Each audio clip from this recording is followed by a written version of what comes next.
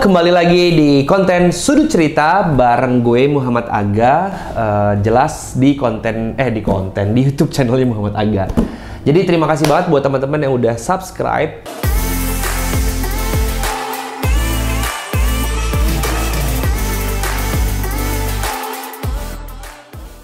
Dan di episode kedua kali ini gue akan menceritakan tentang kolaborasi gue dengan salah satu brand kopi. Sebenarnya kita udah launching sih sebenarnya. Jadi video ini adalah tentang proses launching kolaborasi gue dengan brand kedai kopi Kulo. Akhirnya karena ngobrol sama Kulo dari awal mereka punya sesuatu yang menjadi brand berbeda. Akhirnya kita ngobrol dan nyambung.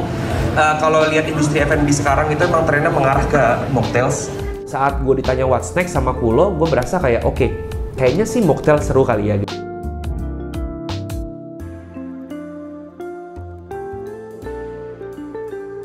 Jadi mereka punya sekarang namanya mocktail series.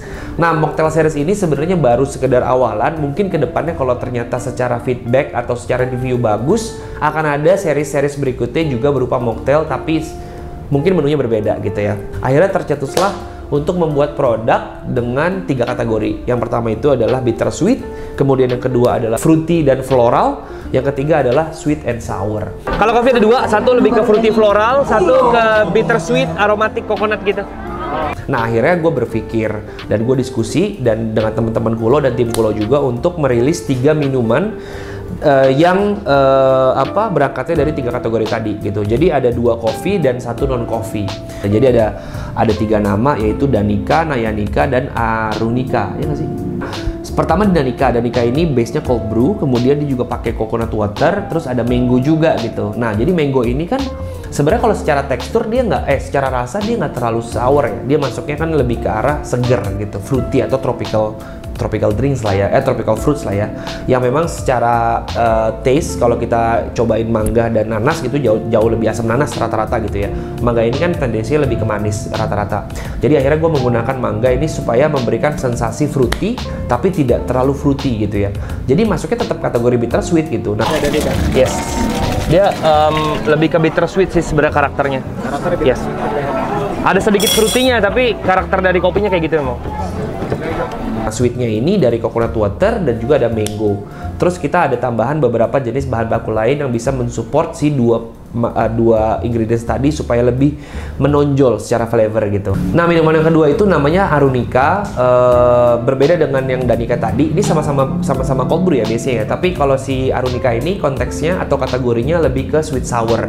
Tapi bukan sour banget gitu. Karena ada sweetnya jadi sebenarnya kayak agak balance lah. Ada asam-asamnya tapi ada manis-manisnya juga. Jadi gue menggabungkan antara lemon, cold brew, dan apple juice itu sebenarnya kan lemon tuh tendensinya sour ya gitu. Sebenarnya di sini konteks sour atau sweet sour yang mau gue tonjolkan itu bukan sour banget gitu ya, tapi lebih ke arah sour tapi yang balance, karena dia ketemu sama apple juice sama cold brew yang rasanya cokleti, jadi dia sebenarnya agak turun nih sourness-nya.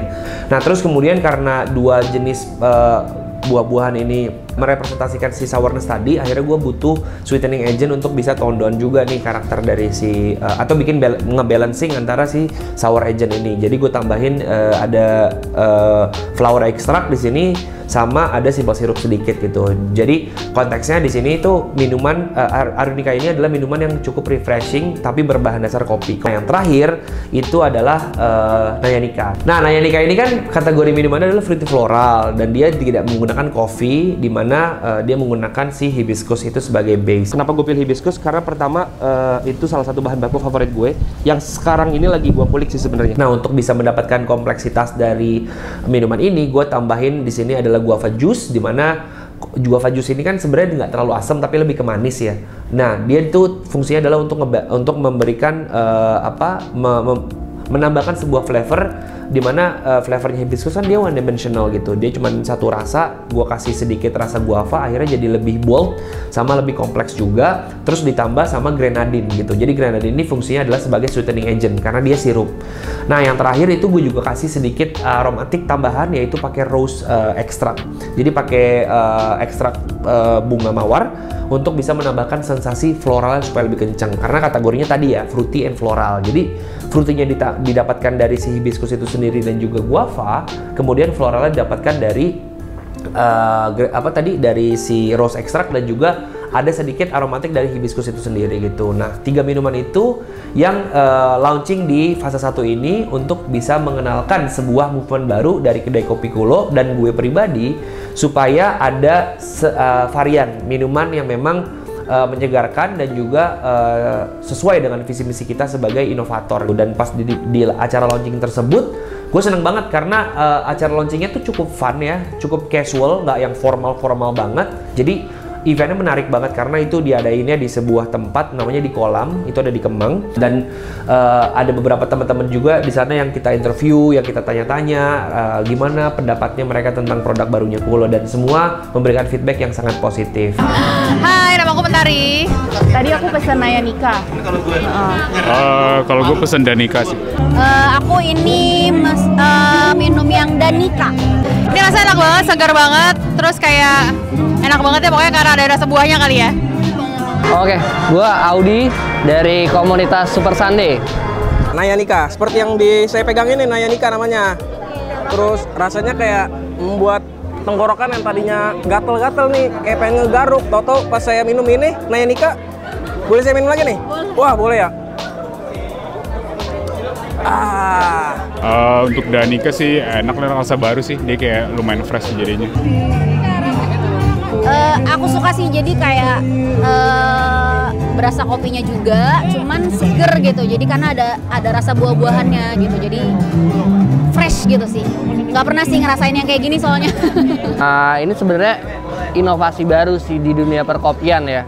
Jatuhnya mocktail tapi basicnya kopi. Oke, aku pesen Danika rasanya enak, kayak mungkin mirip sama sebelumnya Kulo punya Coffee Net ya, tapi sekarang ini kayak dia lebih fruity sih, jadi kayak nggak soda juga, jadi kayak lebih fresh sama ada yang nggak coffee base tapi nggak ini banget, masih suka Pak. Untuk Naya Nika rasanya manis, kayak ada rosellanya dan grenadine tadi berasa banget. Seneng sih kayak excited gitu, langsung dari Mas Aganya, terus pas nyobain ternyata emang enak gitu, jadi seneng sih, happy sih.